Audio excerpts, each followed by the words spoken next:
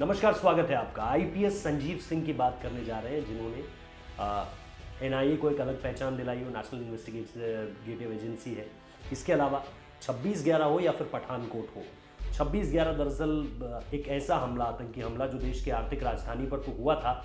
लेकिन इसकी जो गूंज थी वो पूरी दुनिया में सुनी गई थी। और इसके साथ साथ उस वक्त पे इंटरनेशनल लेवल पे इतना दबाव था भारत के ऊपर इस पूरे के पूरे केस को रिजॉल्व करने का कि शुरुआत कहाँ से की जाए, कौन सी गुत्थियों को पहले सुलझाया जाए, ये समझ से परे था। और ऐसे में संजीव की हम अगर आईपीएस संजीव की अगर हम बात करें तो निश्चित तौर पर चीज़ें पूरी तरह से बदलती हुई नजर आती है, क्योंकि यहाँ से एक स्थिति ऐसी बनती है जिसमें 26/11 के हमले हों, उनको रिजॉल्व करना, हालांकि उसमें राकेश मारिया, आईपीएस राकेश मारिया का भी बहुत बड़ा हाथ रहा है, लेकिन जो हम लगातार बात कर रहे हैं कि आईपीएस संजीव सिंह,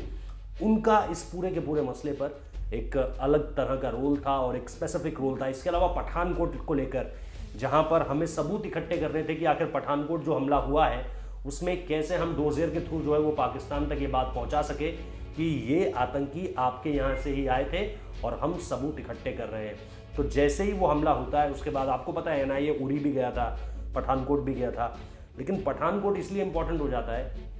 क्योंकि पठानकोट में हमारे पास प्रॉपर एविडेंस जमा करने का मौका था, क्योंकि हमारे पास आतंकियों की बॉडीज थी वहां पर, जिनके थ्रू हम बाद में NSA, national security adviser Ajit Doval ने जो है वो डोजेज जब कलेक्ट किया और पाकिस्तान को भेजा कि ये देखिए ये इन्फॉर्मेशन है और ये इन्फॉर्मेशन ये बताती है कि ये जो सारे के सारे आतंकी थे ये पाकिस्तान से आए हुए थे। फिर चाहे उनकी जूते की कंपनी हो, फिर चाहे उनके पास जो आर्म्स एंड एम्यूनिशन था या खाने का सामान जिसमें मेड इन पाकिस्तान लिखा हुआ था, ये सारी की सारी चीज़ें ये बताने के लिए काफ़ी थी कि ये जो जांच हुई है इसमें संजीव सिंह का बहुत बड़ा रोल है। अब बीते हफ्ते गुड़गांव में डेंगू की वजह से उनकी मौत हो गई, लेकिन अब जो है वो उनको लेकर के, उनकी अचीवमेंट्स को लेकर के खासतौर पर एनआईए को एक अलग पहचान दिलाई है, क्योंकि एनआईए का रोल बहुत ज़्यादा स्पेसिफिक है और हर जगह पे आप एनआईए को यूज़ होते हुए नहीं देखते हैं। देश के कुछ अहम मुद्दों पर ही जहाँ पर लगता है कि जांच बहुत ज़्यादा ज़रूरी और बहुत ज़्यादा क्रिटिकल हो सकती है इंटरनेशनल लेवल को देखते हुए भी, तब जाकर एनआईए को केस सौंपा जाता है। 26/11 हो, जैसा मैंने आपको शुरुआत में बताया, चाहे 26/11 का मसला हो। और ऐसा नहीं है कि सिर्फ ताकत की आजमाइश करते थे, दिमाग, तरकीब भी उतनी ही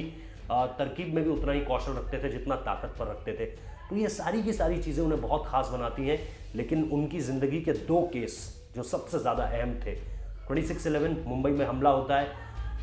मैंने आपको बताया कि आईपीएस राकेश मारिया, उनका भी बहुत बड़ा रोल है इस पूरे के पूरे केस को रिजॉल्व करने के लिए। अभी उनकी ऑटोबायोग्राफी आई थी बीते साल,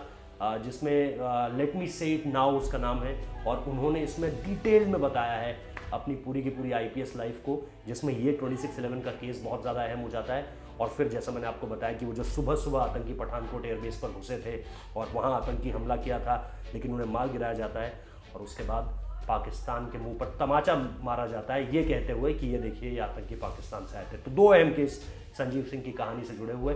अब हमारी तरफ से सच्ची श्रद्धांजलि उनको, क्योंकि उन्होंने एनआईए को भी अलग पहचान दिलाई और इन 2 मामलों पर भारत को निश्चित तौर पर एक अपर हैंड दिया केस की फाइंडिंग्स जुटाकर। बहुत बहुत शुक्रिया। अच्छा लगा है तो कमेंट कीजिए, लाइक कीजिए, शेयर कीजिए, हमारे चैनल को सब्सक्राइब करना मत भूलिए।